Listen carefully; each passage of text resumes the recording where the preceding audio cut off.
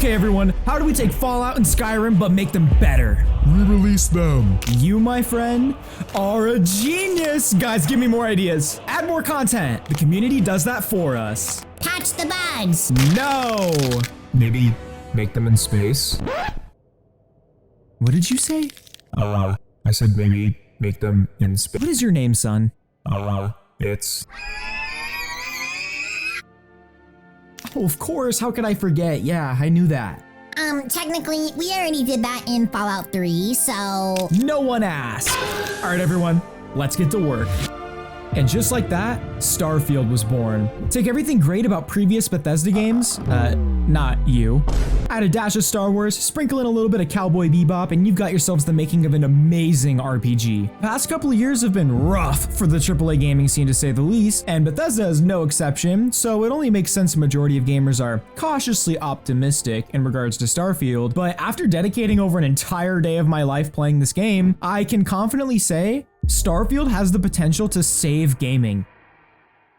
Starfield isn't just a cash grab. It has something truly unique that few other games have been able to achieve recently. It's a finished product. I know it's crazy to say that, but a AAA game was released finished in 2023. Well, maybe if they didn't stretch the truth, they wouldn't sell as many. Starfield has been in the making for arguably 30 years. This is something that Bethesda seems to be truly passionate about. Almost as passionate as they are for re-releasing Skyrim. But they've been thinking of making a space RPG since the 90s, and this game's been cooking for some time now. They trademarked the name Starfield over 10 years ago in 2013, and it's been in active development for over 7 years. Now, if you compare these 7 years of dev time to other open world space games, you'll see why this is impressive. I've been a big fan of space sim games since I was little, and I have quite a few hours on most of the games commonly compared to Starfield, so let me give you the facts. The most common comparison I've seen is to No Man's Sky, and ironically, after everyone dogged on it for years, people are complaining because they're saying it did planets better? Now, don't get me wrong, I really enjoyed No Man's Sky, and the game it is today is entirely different from what it was in 2016, but it's still not without its flaws. 12 years of development, and many wouldn't consider it finished to this day. Now, yes, it has basically infinite planets, and the big one everyone talks about is seamless transitioning between the planets and space, but 99% of the game feels empty. One of my biggest concerns for Starfield before launch was that it would also feel very empty and not lived in, but I was pleasantly surprised. The atmosphere is spot on, and unless you decide to aimlessly wander the wilderness, all the POIs have tons of stuff going on. Even the smallest towns seem to have a lot of story to them, and it's genuinely impressive. I won't lie, I was a bit disappointed as well learning Starfield wouldn't have seamless transitions, but I also apparently have a higher cognitive ability than most of the people complaining about this, because firstly, if you've played the game at all, you'll realize it's not that deep. Having seamless transitions wouldn't really affect the game at all, in my opinion. It would really just be a novelty. From what I've seen, none of the complainers took a second to think of the trade-offs of leaving this feature out. The game's performance is significantly better because of it, and it's actually faster to go to and from planets this way. The price for this is it does kind of break the immersion, but not enough for me to be actually mad over it or make things up about how Bethesda promised us we would be able to fly to all of the planets, but it's just a big PNG that I can't get any closer to. This game is fucking terrible. I make spaceship.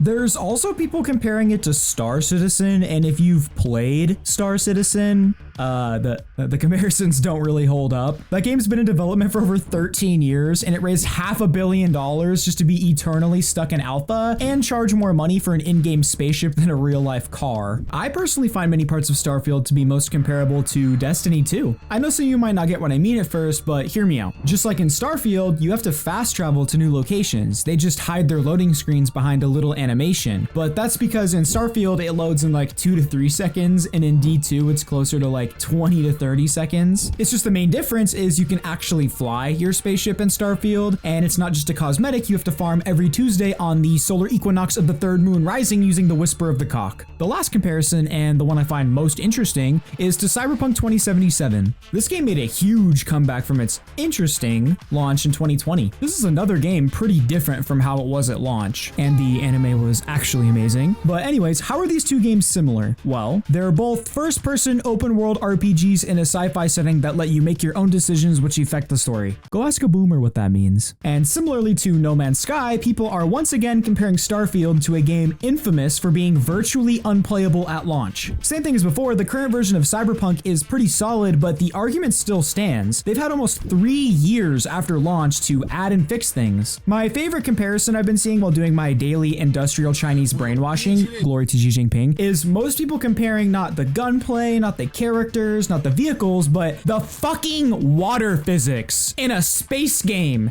set in space, the furthest place from an ocean or any body of water. Hey pal, you just blowing from Stupid Town?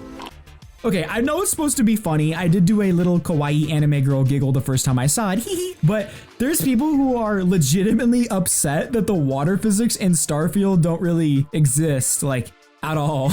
But like, bro, it's a space game. And anyways, there might actually be an upside to that. A criticism I saw when reading some reviews is the first DLC is gonna be shit because there's already so much content that adding more could make it too overwhelming. Yes, people are complaining there is too much content. But anyways, the absence of any underwater gameplay is an entire avenue they could possibly explore for future expansions. I could be grasping at straws, but I just thought it was something fun to think about. People seem to forget that this game literally just came out. Maybe in 3 years, if nothing has changed, I could validate these arguments, but in terms of priorities, I'd rather get the game now in its current state than wait however fucking long for them to add little pedal splashes for when I want to dance on the water like a little water fairy. The biggest thing people seem to forget when criticizing Starfield is that it's a Bethesda game. Of course it's gonna have glitches, and I'd even argue they add a bit of personality because it's kind of funny. So long as they aren't game breaking or annoying, I honestly don't mind an occasional NPC becoming Superman for a minute. Starfield sure has a hell of a lot less bugs than previous Bethesda games on launch. Give it a month or two and I'm sure most of the common issues are gonna be gone anyways, but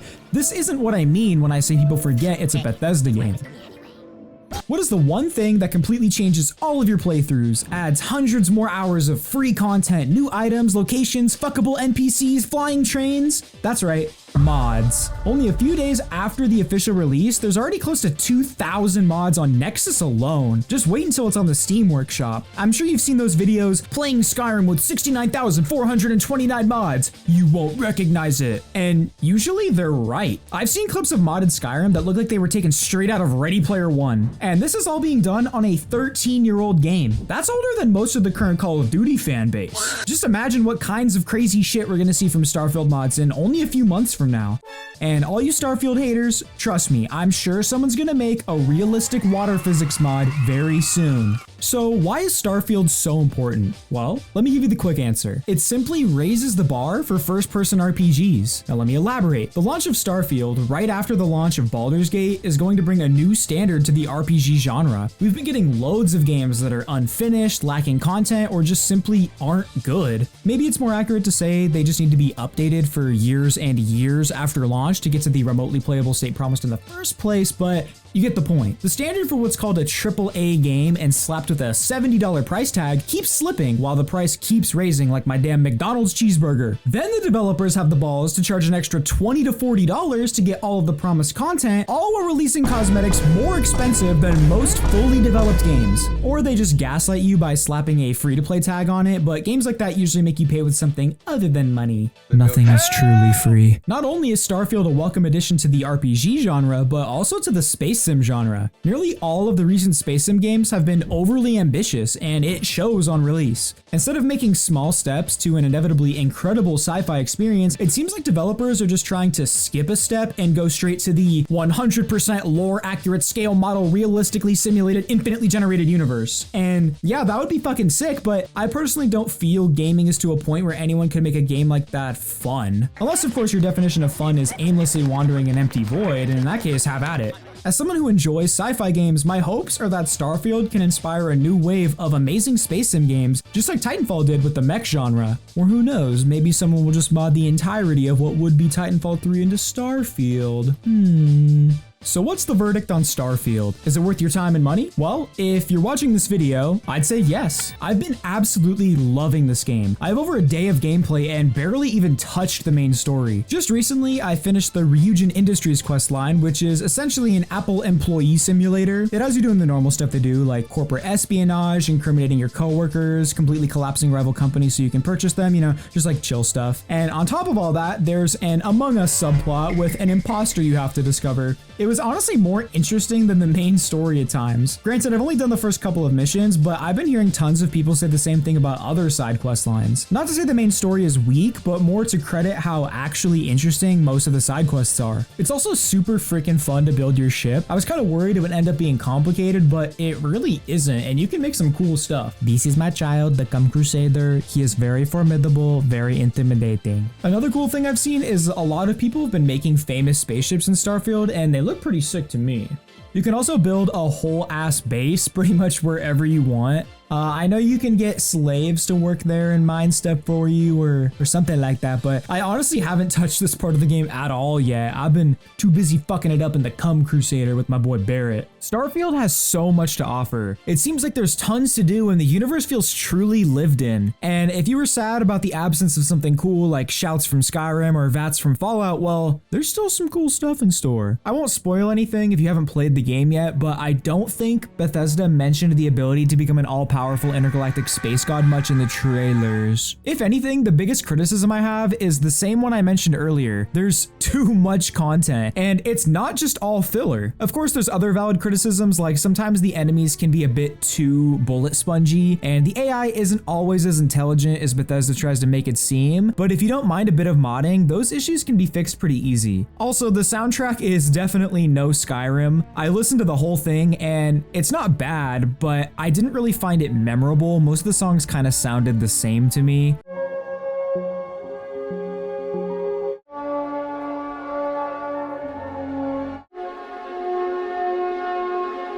Except for the bangers in the club on Neon, which aren't included in the official soundtrack, but honestly, how are they supposed to compete with this?